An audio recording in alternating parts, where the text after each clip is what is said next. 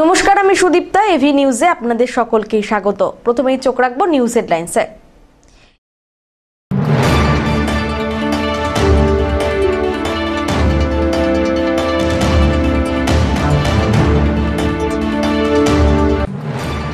আমবাড়ি নাগরিক সমাজের উদ্যোগ, যুব সমাজকে মোবাইল থেকে মাঠমুখী করতে ফুটবল কোচিং সেন্টারের উদ্বোধনের জন্য বৈঠক হয়ে গেল।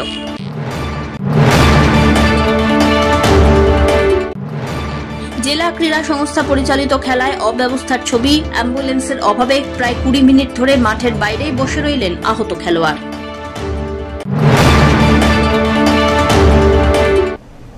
এবার আসছে বিস্তারিত সংবাদে। বেশিরভাগ পড়ুয়ারাই মোবাইলের নেশায় আসক্ত হয়ে পড়েছে। সেখান থেকে তাদের মাঠমুখী করতে উদ্যোগী হল আমবাড়ি নাগরিক সমাজ।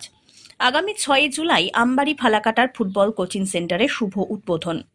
তার আগে আমবাড়ি এলাকার সর্বস্তরের মানুষকে নিয়ে এক বিশেষ বৈঠক এবং কমিটি গঠন করা হলো। রাজগঞ্জ ব্লকের বিন্নাগুড়ি গ্রাম পঞ্চায়েতের আমবাড়ি ফালাকাটায় নেই কোনো ফুটবল কোচিং সেন্টার। সেই কারণে ছোট ছোট ছেলেমেয়েরা মাঠমুখী হয় না। সেই কারণে আমবাড়ি ফালাকাটার চিন্তামোহন উচ্চ বিদ্যালয়ের ময়দানে এক ফুটবল কোচিং সেন্টার চালু হচ্ছে আগামী 6 জুলাই। তাই চিন্তামোহন উচ্চ বিদ্যালয়ের ময়দানে রবিবার এক বিশেষ বৈঠক আর কমিটি গঠন করা হলো। ওই বৈঠকে এলাকার সমস্ত স্তরের মানুষ উপস্থিত থেকে পূর্ণ সমর্থন করেন। উপস্থিত ছিলেন সমাজসেবী দেবব্রত ভৌমিক, তুষার দত্ত, রতন ধর, নয়ন সরকার, দেবব্রত বিশ্বাস, বাপি ঘোষ প্রমুখ। কমিটির সভাপতি করা হয় দেবব্রত ভৌমিককে, কমিটির সম্পাদক তুষার দত্ত। এ বিষয়ে সম্পাদক জানিয়েছেন, বিভিন্ন জায়গায় ফুটবল কোচিং সেন্টার থাকলেও আমবাড়ি ফালাকাটা এলাকায় কোনো কোচিং সেন্টার নেই। আগামী 6 জুলাই তাই আমবাড়ি ফালাকাটার চিন্তামন উচ্চ বিদ্যালয়ের ময়দানে Ambari Falakata football coaching centre চালু করা হবে। এই সেন্টারের শুভ উদ্বোধন করবেন বিশেষ অতিথিরা। আমবাড়ি ফালাকাটায় কোনো ফুটবল কোচিং সেন্টার এতদিন ছিল না।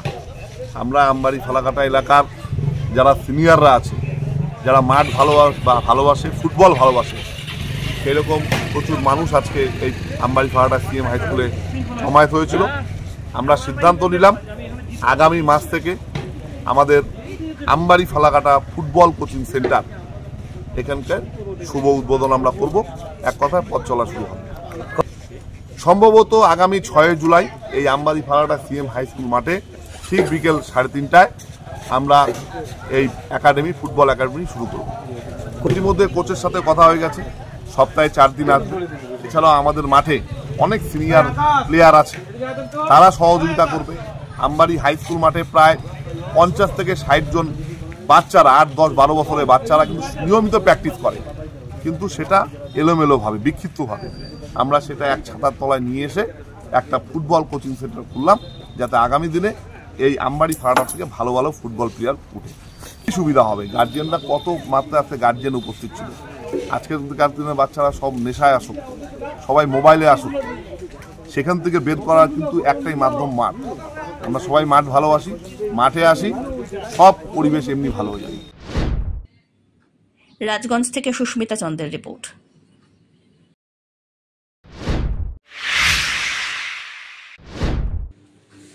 সক্রিয় হয়েছে দক্ষিণ পশ্চিম মৌসুমী বায়ু, যার জেরে আগামী 5 দিন দক্ষিণবঙ্গ জুড়ে টানা বৃষ্টির পূর্বাভাস দিয়েছে আলিপুর আবহাওয়া দপ্তর।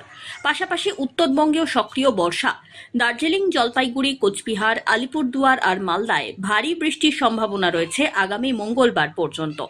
এরই মধ্যে জলপাইগুড়ি এবং আলিপুরদুয়ারে অতি ভারী বৃষ্টি হতে পারে বলে জানিয়েছে হাওয়া অফিস। আগামী 26 জুন উত্তর বঙ্গোপসাগর সংলগ্ন এবং পশ্চিমবঙ্গ ও বাংলাদেশ উপকূলে একটি নিম্নচাপ অক্ষরেখা সৃষ্টি হওয়ার সম্ভাবনা রয়েছে।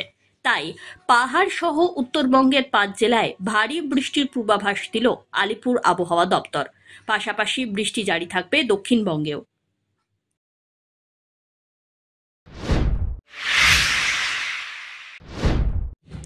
সাহিত্য প্রেমীদের জন্য এক বিশেষ আয়োজন জলপাইগুড়িতে। গদ্য, পদ্য, প্রবন্ধ, কবিতা উৎসব ও কর্মশালার 4র্থ বর্ষ আয়োজন করা হলো রবিবার জলপাইগুড়ি সুভাষ ভবনে। এই উদ্যোগ সপ্তর্ষি প্রকাশনের একটি সৃজনশীল প্রয়াস, যা সাহিত্যের প্রতি অনুরাগীদের একত্রিত করার পাশাপাশি নবীন ও প্রবীণ কবিদের মধ্যে সেতুবন্ধন গড়ে তুলতে চায়। পুরো অনুষ্ঠানে কবিতা পাঠ, সাহিত্য নিয়ে আলোচনা এবং লেখালেখির নানা দিক তুলে ধরা হয়। এই দিনের এই কর্মশালার উদ্যোগ তিস্তাগুড়ি, যারা সাহিত্য এবং সাংস্কৃতিক জগতে সক্রিয় ভূমিকা পালন করে চলেছে। গদ্য, পদ্য, প্রবন্ধ শুধুমাত্র একটি অনুষ্ঠান যে তাই নয়। এদিনের এই কর্মসূচির মাধ্যমে সাহিত্যপ্রেমী শিক্ষার্থী, কবি ও পাঠকদের উপস্থিতিতে এক অন্য মাত্রা যোগ করল। কবিতার কর্মশালা অনুষ্ঠান।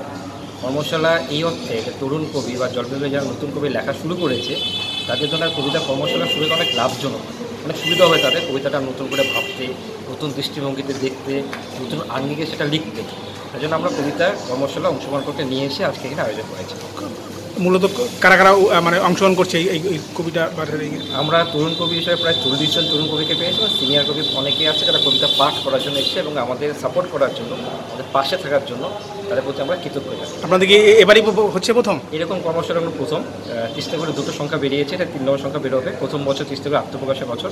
আমরা এরকম কর্মশালা মাঝে মাঝেই করি আমরা বৈঠকখানা ক্যাফেতে। আরও আমরা বড় আকারে আরও করার প্ল্যান রয়েছে। কি উদ্দেশ্যে এই ধরনের প্রোগ্রাম করছেন আপনারা? বিষয় মূলত সাহিত্য, জলপাইগুড়ির যে সাহিত্যের জোয়ারটা ছিল এক সময়, সেটা আবার ফিরিয়ে আনার জন্য আমাদের চেষ্টা চলছে। সব্যসাচী মজুমদারের রিপোর্ট।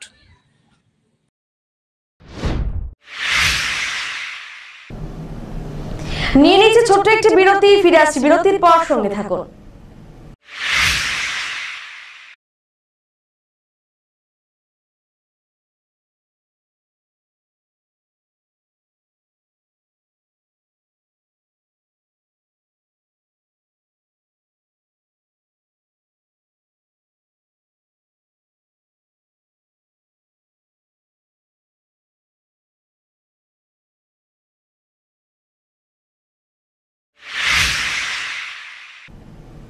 ফিরে এলাম বিরতির পর।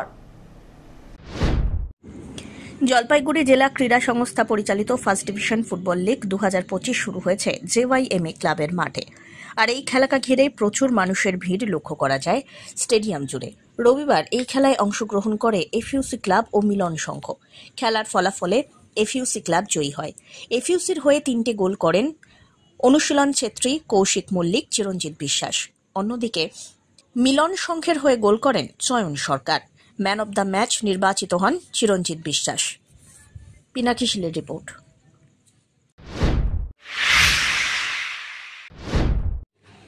পায়ে চোট, মাঠে কাতরাচ্ছেন খেলোয়াড়। তড়িঘড়ি উদ্ধার করে নিয়ে এলেও নেই চিকিৎসক, নেই অ্যাম্বুলেন্স। অ্যাম্বুলেন্সের অপেক্ষায় প্রায় 20 মিনিট ধরে মাঠের পাশেই পড়ে রইলেন অসুস্থ ফুটবলার।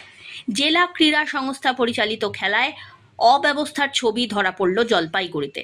এদিন মিলন সংঘ এবং FUCর 2 দলের মধ্যে ফুটবল খেলা চলাকালীন পায়ে গুরুতর চোট পান মিলন সংঘ দলের স্টপার সৌরভ রায়। মাঠ থেকে হাসপাতালে নিয়ে যাওয়ার জন্য তড়িঘড়ি তাকে উদ্ধার করে আনা হয়। এদিকে অ্যাম্বুলেন্স নেই। 20 মিনিট পর অ্যাম্বুলেন্স আসে। আহত খেলোয়াড়কে নিয়ে যাওয়া হয় মেডিকেল কলেজের সুপার স্পেশালিটি হাসপাতালে। এদিকে এই অব্যবস্থা নিয়ে ক্ষোভে ফেটে পড়েন খেলোয়াড় এবং ক্রীড়া সংগঠকেরা। তো বলছি আজকে একটা ঘটনা ঘটলো, মাঠে অ্যাম্বুলেন্স নেই, কি বলবেন? অ্যাকচুয়ালি ডিএসের যখন মিটিং হয় তখন এটা নিয়ম ছিল যে মাঠে নামার আগে কতগুলো পয়েন্ট দেওয়া হয়েছিল, এই পয়েন্টগুলো চেক করে দেখে নেবে রেফারি অ্যাসিস্ট্যান্ট বা রেফারি বা কর্মকর্তার তরফ থেকে, ডিএসের তরফ থেকে। সে তার মধ্যে কোনো কিছুর অ্যাবসেন্ট থাকলে পরে তাহলে সেক্ষেত্রে খেলা বন্ধ থাকবে। ঠিক আছে। এবার আজকে অ্যাম্বুলেন্স যে আসেনি সেটা আমরা জানতাম না। আমরা জানতে পারলাম আমাদের একজন প্লেয়ার যখন আহত হয়ে বাইরে ইনজুরি হয়ে চলে আসলো এবং তার ম্যাসিভ অবস্থা, সিরিয়াস কন্ডিশন, সেই সিরিয়াস কন্ডিশনে তাকে যখন হসপিটালাইজ করতে হবে দেখা গেল, সেই মুহূর্তে খোঁজ করা গেল অ্যাম্বুলেন্সের। সেক্ষেত্রে আমরা অ্যাম্বুলেন্স খুঁজে পাইনি এবং 20 মিনিট অ্যাম্বুলেন্সের জন্য অপেক্ষা করতে হয়েছে। এটাই আমাদের বক্তব্য। এবার আমরা ক্লাবে যাব, আমাদের কার্যকারী কমিটির মিটিং হবে, সেই মিটিংয়ে যা ডিসিশন হবে সেই ডিসিশন মতন যদি কমপ্লেন লঞ্চ করতে হয় আমরা অবশ্যই ডিএসের ঘরে কমপ্লেন লঞ্চ করব। দাপড়াদাপড়ি করছে, সেক্ষেত্রে ডিএসের তরফ থেকে কোনো রকম অ্যাসিস্ট্যান্স আমরা পাইনি, এবং আমরা যখন অ্যাম্বুলেন্স ক্লেম করলাম গিয়ে, সেক্ষেত্রে অ্যাম্বুলেন্স খুঁজতে বেরিয়ে দেখা গেল অ্যাম্বুলেন্স আদৌ আসেইনি। আজকে মাঠে তো থাকা উচিত, মাঠে সবসময় থাকা উচিত, এটা নর্মসে আছে যে খেলা শুরু হওয়ার আগে মাঠে অ্যাম্বুলেন্স থাকবে। ঠিক আছে, সেটা আজকে ছিল। আমরা দেখছি কি করা যায়। ক্রীড়া সংস্থার সাফাই অ্যাম্বুলেন্স থাকে, কিন্তু এদিনই আসতে দেরি করেছে। তো বলছে দাদা মাঠে অ্যাম্বুলেন্স নেই, একদম প্লেয়ার অনেকক্ষণ ধরে। অ্যাম্বুলেন্স আমরা মিউনিসিপ্যালিটি আমাদেরকে প্রোভাইড করে। তা মিউনিসিপ্যালিটির আজকেও আমাদের কথা হয়েছিল, ওনাদের যার ডিউটি ছিল তাকে ওরা মানে বলতেই হয়ে গেছে মাত্র, তা বললো যে কালকে থেকে চলে যাবে। তখন আমরা বাধ্য হয়ে আমাদের প্রাইভেট 20 মিনিট পর্যন্ত প্লেয়ার ছিল। তখন তো আমরা জানিও আসছে, ওরা তো ড্রাইভার ওকে বলা হলো বলে আমি আসছি। এই হচ্ছে ব্যাপার। প্রতিদিনই মাঠে অ্যাম্বুলেন্স থাকে আমাদের। হ্যাঁ, তো বলছে যে প্রতিদিনই অ্যাম্বুলেন্স প্রতিদিনই মাঠে আসে, প্রত্যেক দিনের মাঠে আমাদের অ্যাম্বুলেন্স। এখন কেমন আছে? এখন ওকে হাসপাতালে নিয়ে যাওয়া হয়েছে, অ্যাম্বুলেন্স গেছে। পিনাকি শীলের রিপোর্ট।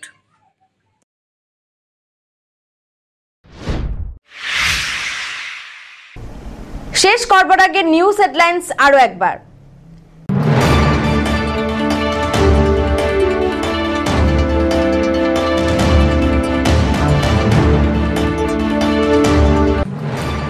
আমবাড়ি নাগরিক সমাজের উদ্যোগ যুব সমাজকে মোবাইল থেকে মাঠমুখী করতে ফুটবল কোচিং সেন্টারের উদ্বোধনের জন্য বৈঠক হয়ে গেল।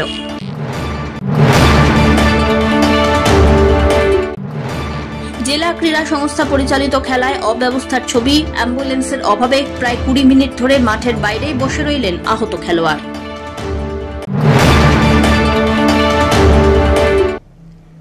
এখনকার মতন এভি নিউজ এ পর্যন্তই। পরবর্তীতে আসছি আরো সংবাদ নিয়ে। দেখতে থাকুন আমার ভিশন। নমস্কার।